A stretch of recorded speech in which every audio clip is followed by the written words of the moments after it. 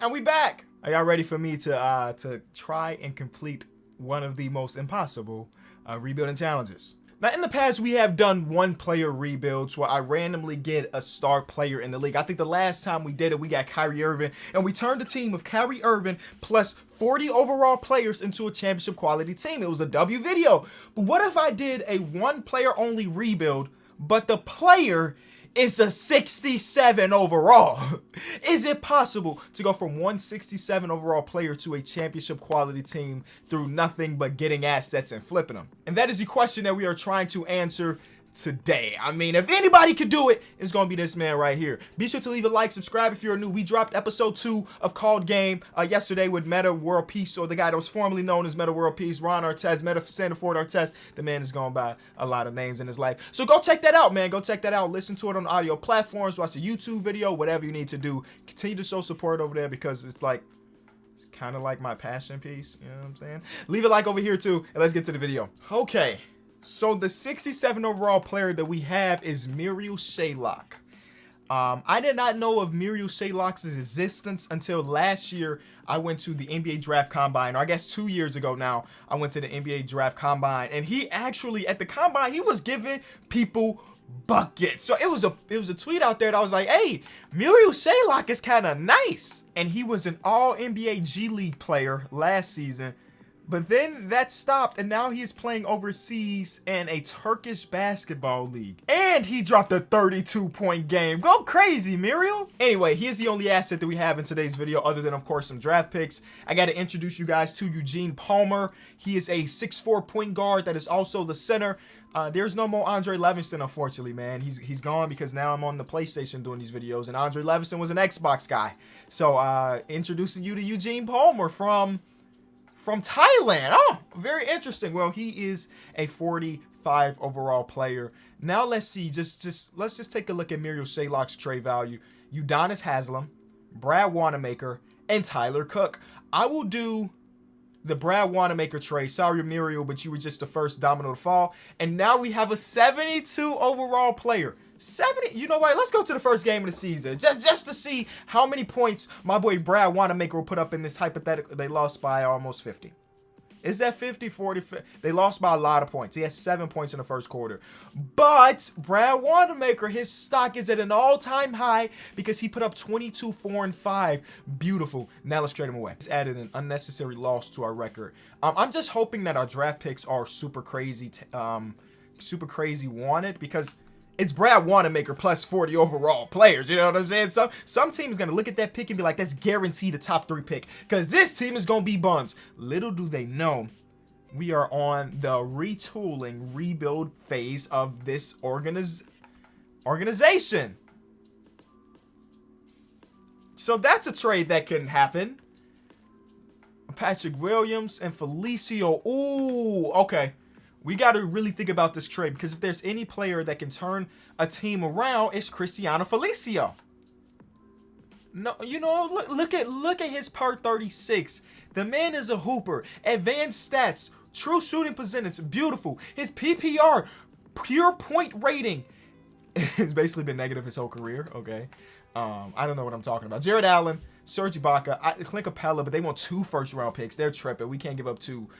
A majority of the deals we're going to have to be a 2-for-1 deal. So as much as I would love to get Tobias Harris right now, it makes more sense to go get a 2-for-1 deal, because one player can stick and the other player is to trade. You know what I'm saying?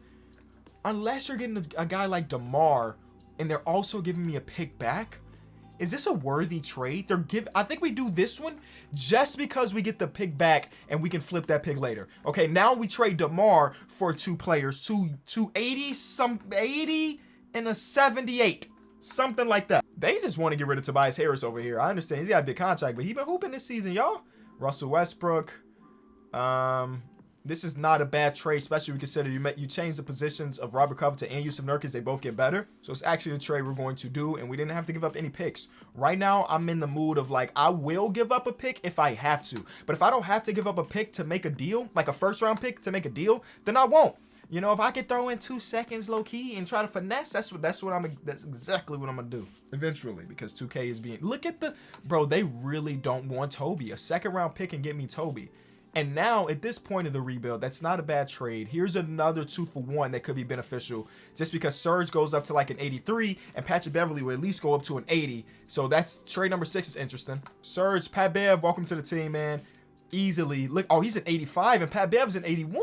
Okay, so I even underestimated them as pieces. So now we have 3 hard-nosed, really good defenders. We'll mess around. If I start simulating today, we win like 10 games on the season. Maybe. Have Patrick Beverley averaging 25 or something, you know what I'm saying? Something he probably ain't even doing in high school. I'm underestimating. Patrick Beverley, like, for real, in Chicago, Patrick Beverley was an actual legend in high school. So let me stop disrespecting the guy. This trade is interesting. Oh, my God. That pick is so enticing. It's Detroit basketball pick.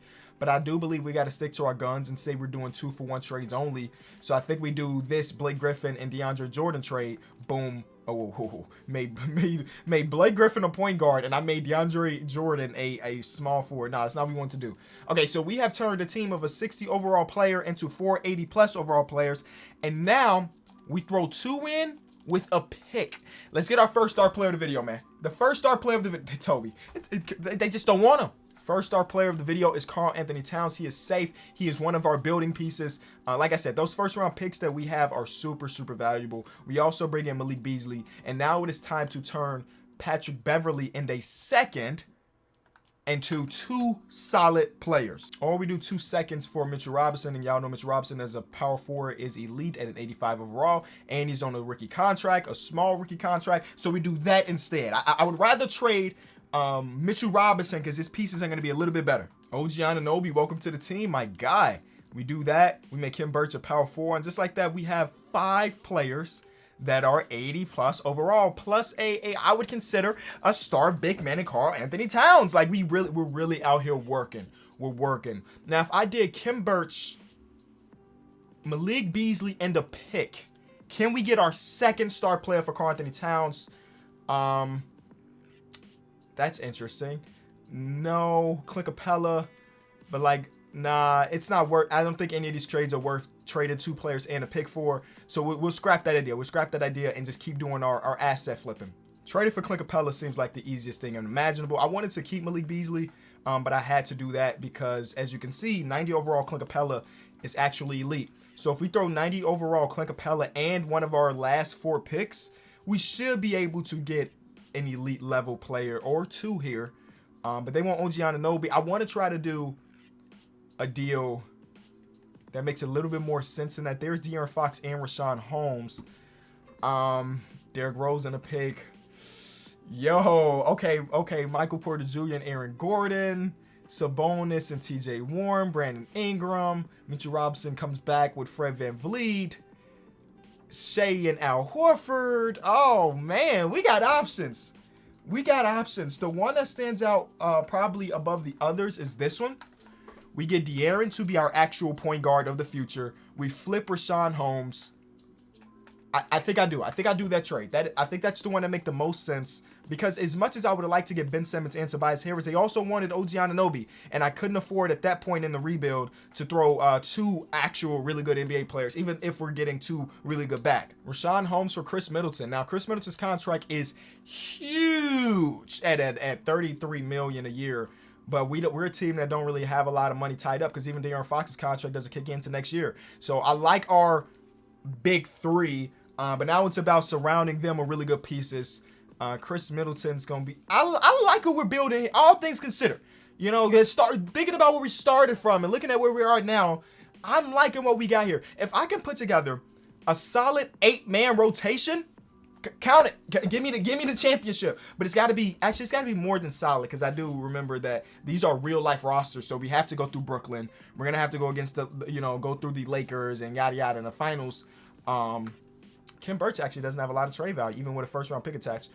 So yeah, maybe a solid 8-man rotation ain't enough. We need a good 8-man rotation. We traded Rashawn Holmes in a trade to get Chris Middleton, and now we bring him back just to flip him again for a different piece this time. I'm bringing back Clint Capella. We just got this cycle going on of former players that we already traded away. But like he can get us 2 really good players in like Colin Sexton and Larry Nance. Brandon Clark and Kyle Anderson. We can't do that trade because they won an 80. But like There's a first round pick that we could potentially use. So there's a lot of different options we can go to. This trade seems like the one that makes the most sense, even though Sabonis is a very interesting player to get to. Or I kind of want Shea, but I don't want to give up the second piece there. Can I snag Shea just straight up like this? I have a second. And then I'll give you Palmer. I would like to get Shea, but I can't give up OG Anunoby even if we get back. You know what? If I make Lou Dort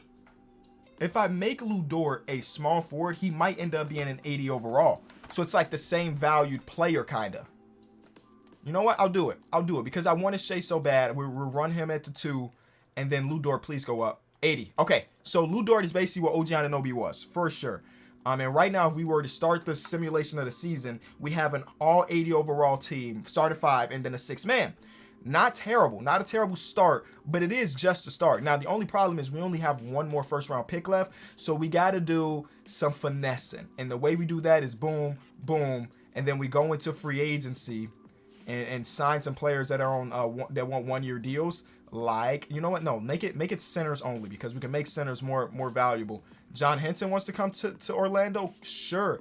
Powell wants to come. Bro, I saw a clip of Powell still hooping, bro. Overseas. He's back where it started at. And he was giving people buckets at like 40 years old. So shout out to Powell for continuing to keep on with his passion. And that passion, of course, is basketball. Thank you, Chicago. 2 of the best pieces we can ask for. Felicio and a pick? Fleeced. We fleeced them, ladies and gentlemen. We got Felicio on the team. And then lastly, let's go out and do the same thing with John Henson. Maybe another team will give us a first. As soon as we see a first-round pick, we're accepting it. And it is the 76ers. Cool. They could use that backup power forward, I guess. And then Felicio, we're going to trade him away.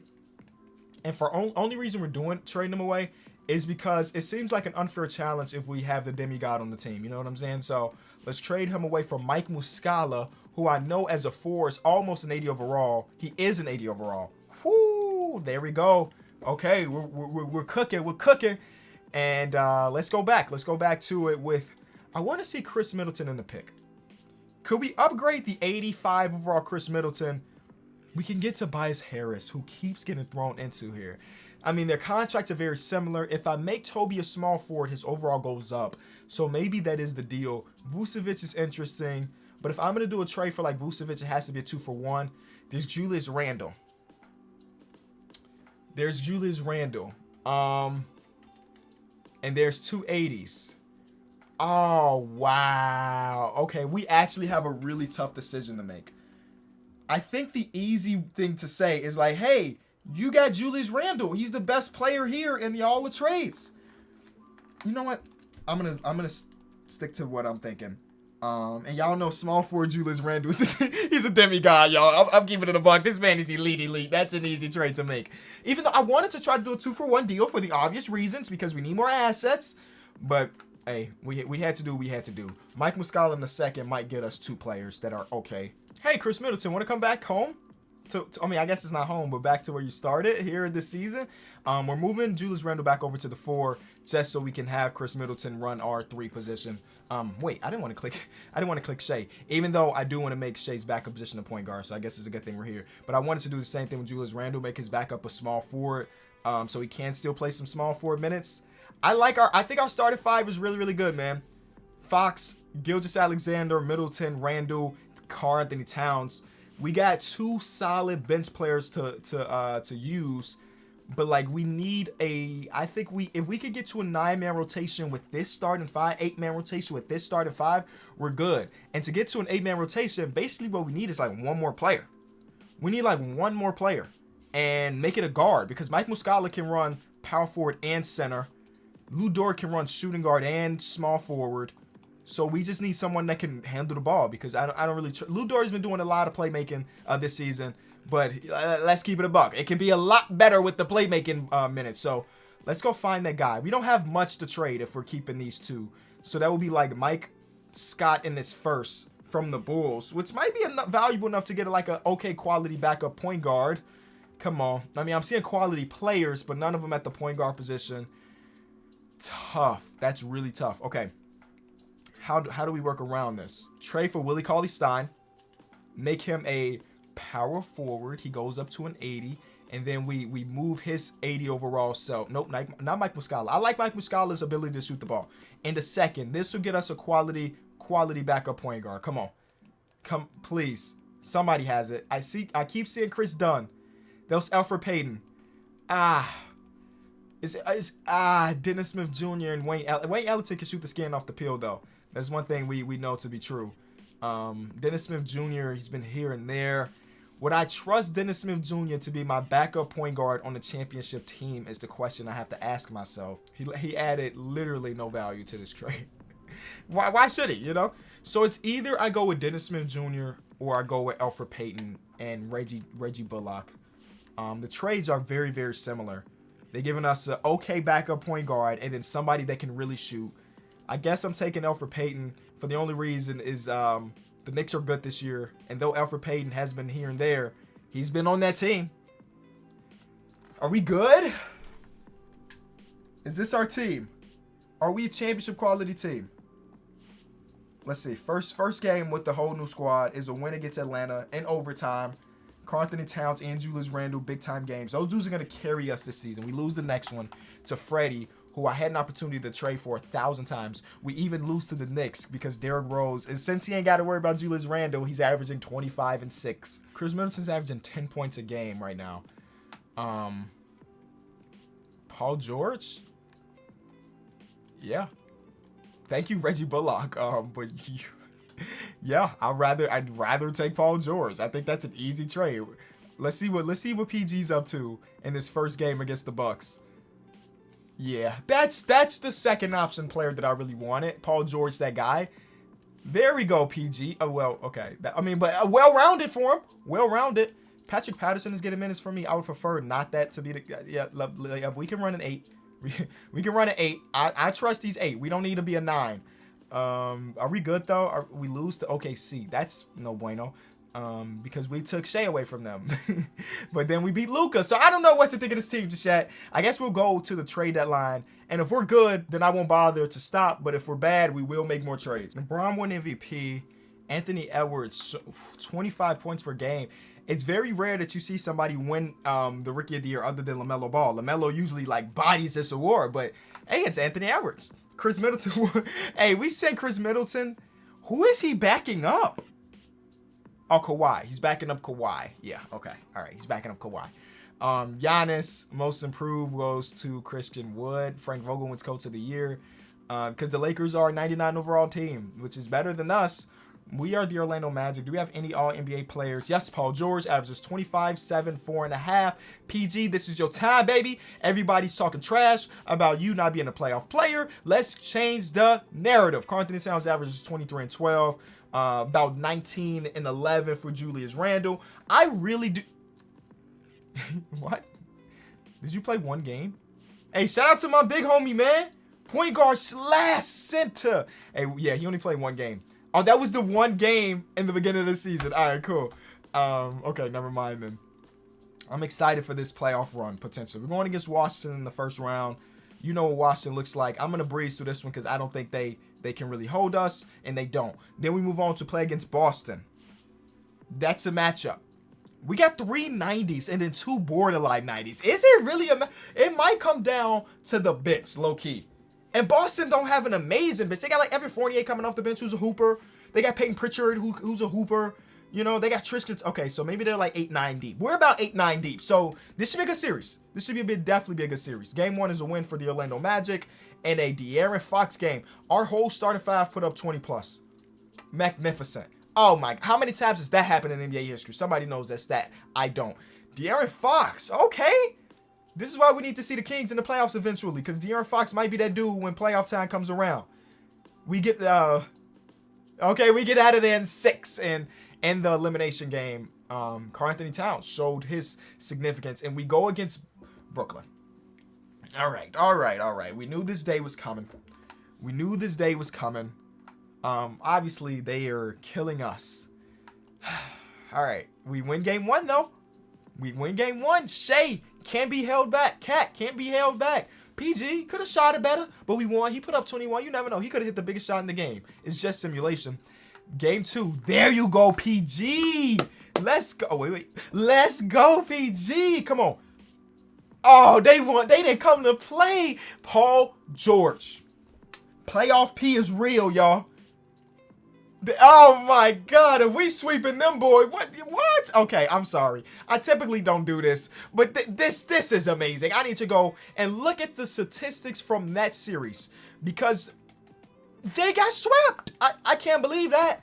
14 had 3 Hall of Famers. 4? I think I took Blake Griffin away from them. Is Blake Griffin a Hall of Famer?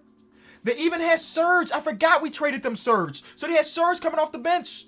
They still had Joe Harris. Bruce Brown's one of the greatest players in the history of basketball. Bro. Oh, Timothy Luwawu-Cabarrot didn't get no PT, so that'll explain it all. Timothy Luwawu-Cabarrot did not get any PT. How does Timothy Luwawu-Cabarrot not get any PT? And we're going against the Lakers, who kind of breezed their way through the Western Conference. LeBron put up 41, 13, and 13. They got Coach of the Year, the best record in the NBA. They beat us in the Game 1. Game 2, we come back. Paul George, Karl Anthony Towns with the triple-double. Okay. I mean, we had 3 people score over 30. You know what I'm saying? Tough game from Shea. It's a tough game from Shea. But, hey, he had a lot of help. All right. Big game. Ooh, they take the swing of the series.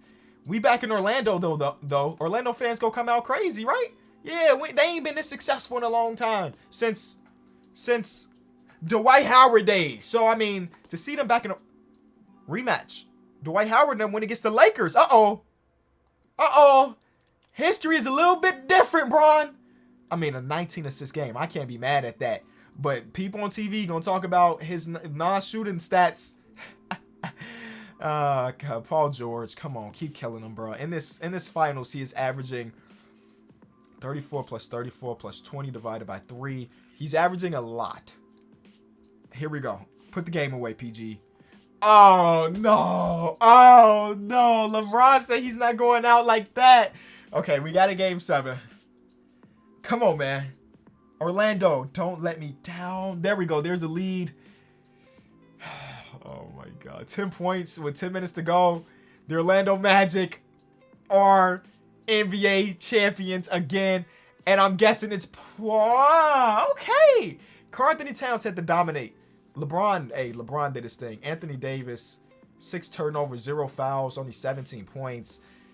I need to see what Paul George actually averaged in the finals because he was hooping. Like, he was real life hooping.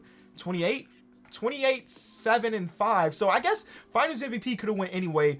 But, I mean, those 4 extra rebounds really helped Karl Anthony Towns. De'Aaron Fox. Oh, what a team. Mike Muscala. Lou Dort only averaged 3 in the finals. They got him underrated in 2K. That's all I can say. As always, man, if you enjoyed the video, this is my reminder to you to leave a like. And I'm going to remind you one more time to leave a like. Hit that link in the description, man. Go watch Call Game. Listen to Call Game, man. It helps me out a lot because we've had 2 episodes that were really good. And the way we are doing this, if we can get the numbers on those episodes pretty high, we can send that out to, like, the names of, like, Giannis's agent, to De'Aaron Fox's agent, Karl Anthony Towns' agent. And be like, hey, Kenny's show does numbers. So even if you're not super interested in watching Meta World Peace, go over there, show some love, leave a like, maybe leave a comment. It'll help us out. Comment PG-13 on that episode so I know who came from this video, all right? Appreciate you. Peace.